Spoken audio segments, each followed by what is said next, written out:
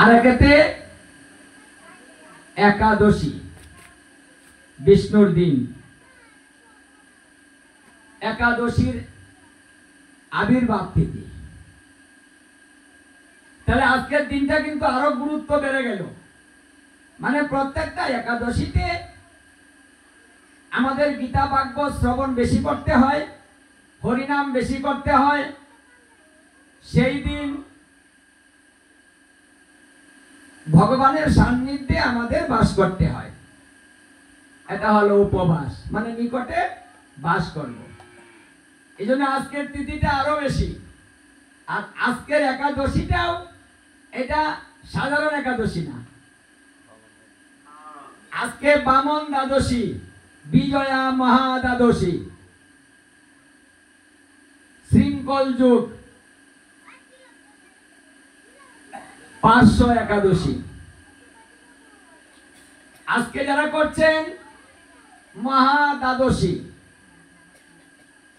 হরিভক্তি বিলাসে 8টা মহাদ্বাদশীর কথা উল্লেখ আছে।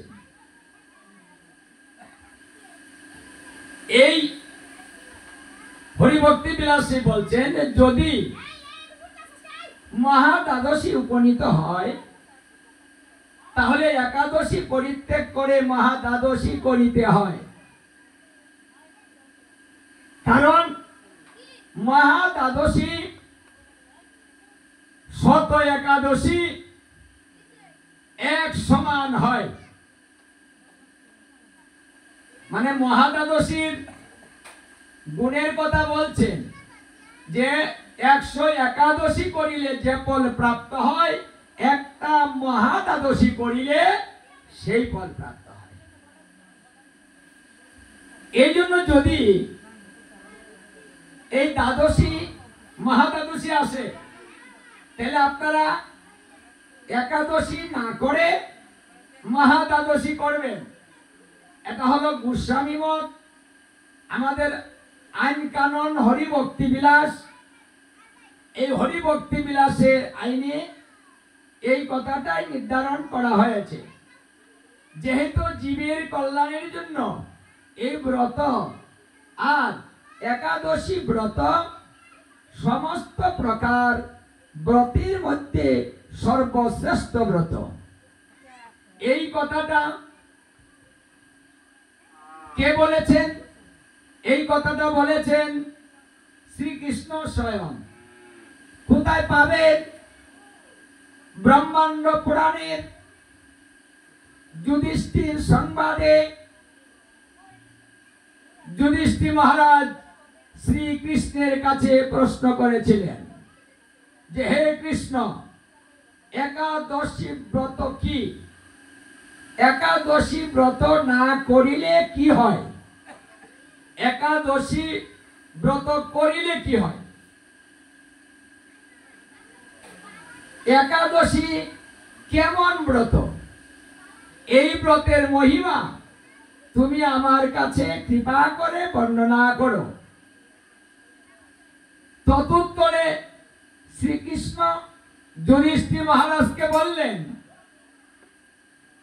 হে যুধিষ্ঠির মহারাজ, পৃথিবীতে যত প্রকার ব্রত আছে সমস্ত প্রকার ব্রতের মধ্যে একাদশী ব্রত শ্রেষ্ঠ।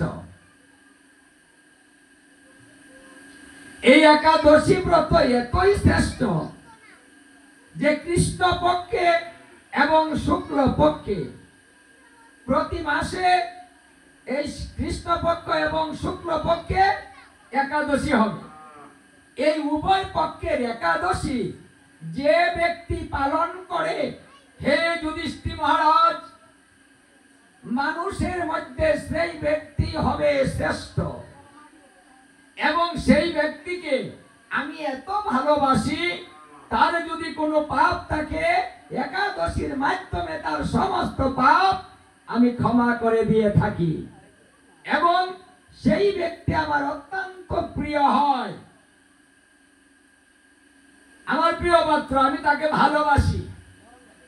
দেখুন, ভগবানকে যদি কেউ ভালো না বাসে তাহলে ভগবান বললেন যদি এই ব্রত করে তাহলে আমি তাকে ভালোবাসি।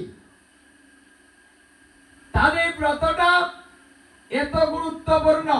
হে যুধিষ্ঠির মহারাজ, যদি এই ব্রত কেউ পালন না করে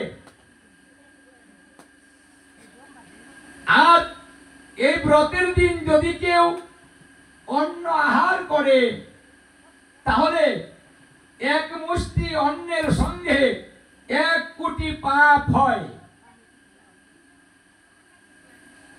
একাদশীর দিনে 1 মুঠ অন্ন খেলে 1 কোটি পাপ হয়। 1 মুঠ খাবেন, 1 কোটি পাপ নিবেন। হে যুধিষ্ঠির মহারাজ, যারা একাদশী ব্রত ধারণ করে না তারা হলো নরাধম, মানে নরের মধ্যে অধম।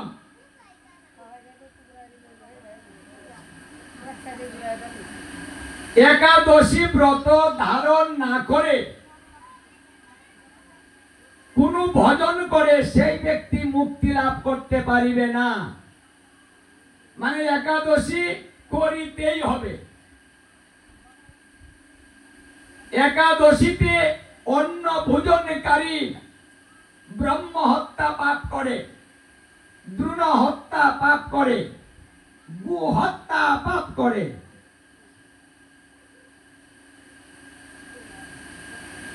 পিতৃমাতৃ হত্যা পাপ করে।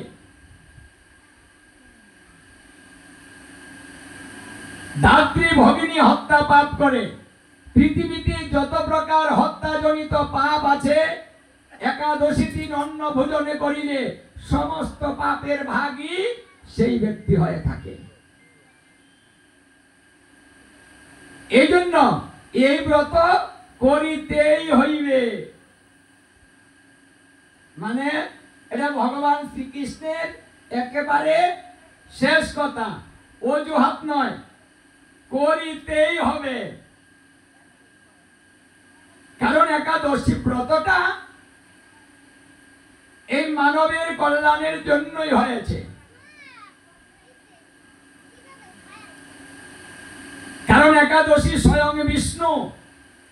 একাদশী কিন্তু অন্য কেউ না, অন্য কোনো দেবতা না, স্বয়ং বিষ্ণু একাদশী। কারণ বিষ্ণু যখন সমস্ত ব্রহ্মাণ্ড দেখতে দেখতে তিনি শেষে নরকে গিয়েছিলেন। মানে আমি সৃষ্টি করেছি সবকিছু, আমার সৃষ্টিটা কেমন হয়েছে ওটা তো দেখতে মন চাইছে আমার।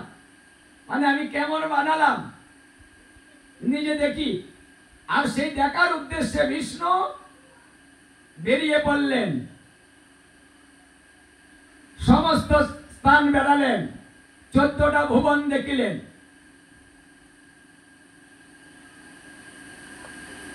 একটা ব্রহ্মাণ্ডে 14টা ভুবন, 7টা মাটির উপরে, 7টা মাটির নিচে, 7টা উপরে 7টা নিচে, এই হলো 14টা। এই 14টা ভুবন উনি ঘুরতে লাগলেন, সব জায়গায় গেলেন, সবকিছু দেখলেন। শেষে তিনি গেলেন নরক দর্শন করার জন্য, যে সবকিছু দেখলাম ঠিক আছে ভালো, হ্যাঁ আমি সুন্দর কি সেটা দেখার জন্য তিনি যমপুরীতে গিয়েছিলেন। যমালয়ে গেলেন। যমরাজ বিষ্ণুকে দেখে নিজের সিংহাসন ছেড়ে দিয়ে বিষ্ণুকে বসতে দিলেন। প্রভু এখানে বসুন। বসলেন। যে দেখো আমি তো বসতে আসিনি, আমি দেখতে এসেছি, তুমি ঘুরে ঘুরে আমাকে দেখাও তো তোমার নরকটা কেমন হয়েছে, মানুষকে তুমি কিভাবে সাজা দাও ওটা আমি স্বচক্ষে দেখতে চাই। তাই তুমি আমাকে নিয়ে যাও, দেখাও। বিষ্ণু নরক ঘুরে ঘুরে দেখতে শুরু করলেন, মানুষের সাজা কিভাবে হচ্ছে, কষ্ট মানুষ কিভাবে পায়। এই কষ্ট দেখে বিষ্ণু আর সহ্য করতে পারছেন না। হায় রে, আমি সবাইকে সৃষ্টি করলাম আর ওরা এত কষ্ট করছে, মানে মায়া লাগতেছে। নরকবাসী বিষ্ণুকে দেখে ত্রাহিমাং ত্রাহিমাং করতে লাগলো, চিৎকার করছে। মানে নরকের সাজা এত কঠিন, মানে মানুষের দেহটা সেদিন এমন একটা দেহ হবে, ও দেহটা শেষ হবে না। দেহটা পোড়াবে, আবার দেহ হবে, আবার পোড়াবে, আবার হবে। দেহটা কেটে কেটে শেষ করে ফেলবে, আবার দেহ হয়ে যাবে। এইভাবে সবসময় তার জ্বালা যন্ত্রণা ভোগ করতে হবে। কুম্ভীরে হিংস্র প্রাণী মানুষকে চিবিয়ে চিবিয়ে খাবে, আবার দেহ হয়ে যাবে, আবার খাবে, আবার হবে। মানে এইভাবে মানুষ জ্বালা যন্ত্রণা ভোগ করছে। মানুষকে তেলের গরম তেল তপ্ত তৌলের মধ্যে ফেলে দিচ্ছে, ওখানে ভাজা হচ্ছে, ভাজা মানুষকে ভাজা কড়কড়া ভাজা করা হচ্ছে। দেখুন, আবার দেহ স্বাভাবিক, আবার পোড়া হচ্ছে, আবার ভাজি হচ্ছে। মানে এইভাবে হচ্ছে, একটা সময় সীমা আছে। এই সাজাটা তার কত বৎসর হবে? কয়েক হাজার বৎসর হতে পারে, লক্ষ বৎসর হতে পারে। আমরা একদিনের জ্বালা সহ্য করতে পারি না। দেহে একটু কিছু হলে আমরা সইতে পারি না। একটু যদি পুড়ে যায় তাহলে কত কষ্ট আমাদের হয়। আর নরকে গিয়ে যদি আমাদের এইভাবে ফেলে দিয়ে সর্বক্ষণ আমাদের আগুনে পোড়ায়, তাহলে কেমন কষ্ট হবে গো? এখন তো বলতে পারি, ডাক্তারের কাছে যেতে পারি। সেদিন তো ডাক্তার পাশে থাকবে না, কোনো ব্যবস্থা থাকবে না, কোনো কথা বলা যাবে না, কোনো অজুহাত দেওয়া যাবে না, দুঃখটা শেয়ার করা যাবে না। শুধু সহ্য করে যেতে হবে আর চিৎকার করতে হবে, অন্য কোনো উপায় নেই। এমন একটা উপায়ে যখন কেউ থাকে, সেই অবস্থাতে বিষ্ণুকে দেখে তার বাঁচার জন্য আকুতি বেড়ে যায়। হে বিষ্ণু বাঁচাও, হে বিষ্ণু বাঁচাও, বিষ্ণু বাঁচাও, বিষ্ণু বাঁচাও বলে সবাই চিৎকার করছে। বিষ্ণুর মায়া লেগে গেল, না ওদেরকে বাঁচাতে হবে। কত কষ্ট, না না বাঁচিয়ে দেই। হ্যাঁ, আমরা এখন যা খুশি তাই করি, ভয় করি না। মরার পরে যা খুশি তাই হবে। মরার পরে যা হোক আমি আর দেখবো না, এখন করি। আমরা কিন্তু বলি আর করি, ঠিক নয়। সেদিন কিন্তু আপনি বুঝবেন, অন্য বুঝবে না ওটা। বিষ্ণু বলল, সেই নরকবাসীগণ, তোমাদের এই কষ্ট থেকে আমি তোমাদেরকে মুক্ত করে দিতে পারি। আমার কথা মানবে, আমি যা বলি শুনবে, আমি যা করতে বলি করবে। আমার কথা কখনো ফেলে দিবে না, পালন করে চলতে হবে, তাহলে আমি মুক্ত করে দিব। বেঈমান জাত মানুষ, এটা এমনই বেঈমান, বিপদে পড়লে আমাকে বাঁচাও, বিপদ চলে গেলে আর মনে থাকে না। এটা আমাদের স্বভাব, তাই না? সেদিন নরকের সবাই স্বীকার করে নিল, হে প্রভু, তুমি যা বলিবে আমরা তাই করিব। মানে আমরা নরকে যে কষ্টটা করছি, এর চাইতে বেশি কষ্ট তো আর হবে না। তাই তুমি যা বলবে তাই আমরা করব। তখনই বিষ্ণু এই যে একাদশীর যে রূপ, সেই রূপটা একাদশী একটা স্বরূপে আবির্ভূত হলেন নরকবাসীদের সামনে। একাদশী কোনো মেয়ে না। কেউ কেউ প্রশ্ন করে যে একাদশী নাম, সেই একাদশী তো একটা মেয়ে। হ্যাঁ, বিষ্ণু কিন্তু কোনো মেয়ে না।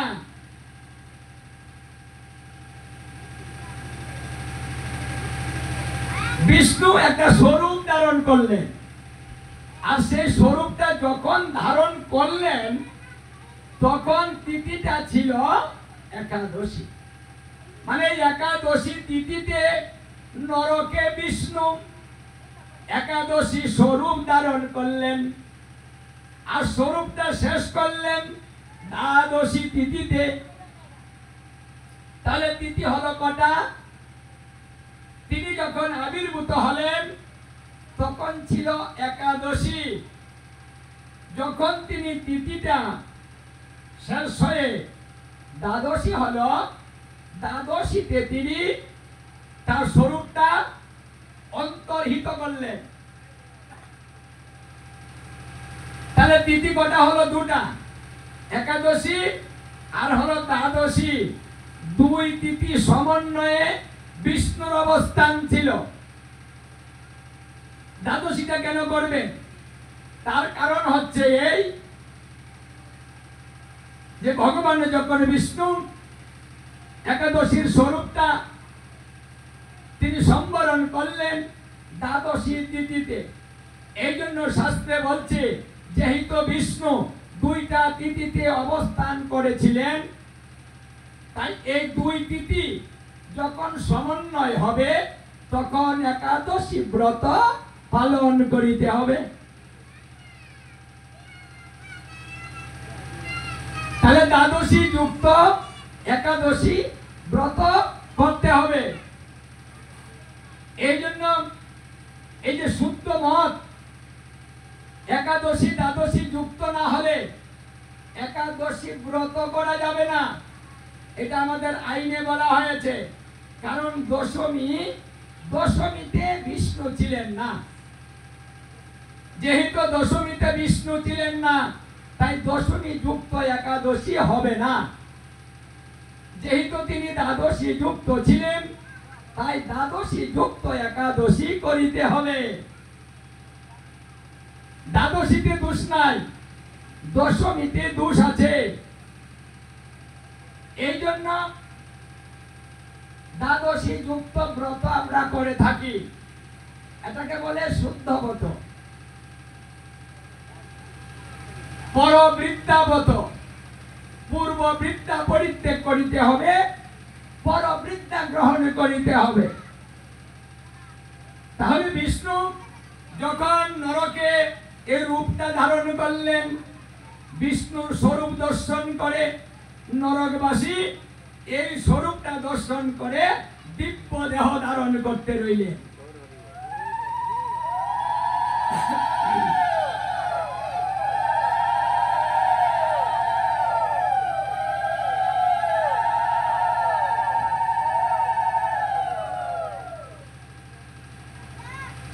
মানে বিষ্ণুর স্বরূপ দর্শন করে দিব্য দেহ ধারণ করতে রইলেন।